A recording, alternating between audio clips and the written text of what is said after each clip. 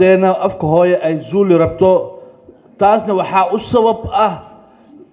macnaa bahdii waxbarashada mas-uuliyiinta dalka iyo ganacsatada sababta waxay tahay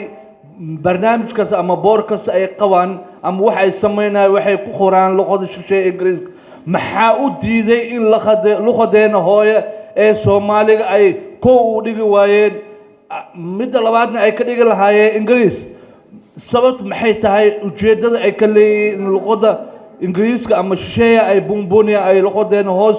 ee afka hooye ay hoos u dhigaan midda kale waxaa la yidhi mideynta afka soomaaliyeed mideynta afka soomaaliyeed waxay tahay sidee u mideynaa yaa mideynaa habkee u mideynaa su-aasha labaad midda saddexaad aan raacsana ee ugu dambayso waxay tahay waxaa jira macnaa lahjadooyin badan oo soomaali ah sida kuwa banaadiriga ah maxaa loo cilmi baaris dhab ah loogu sameyn waayey oyna loo horumarin waaye oo maanta luqadaha macnaa lahjooyinka macaadiri iyo maayiga mudnaanta koowaad loo siiyo wabilaahi towfiiq wasalaamu calaykum waraxmat ullaahi wabarakaatu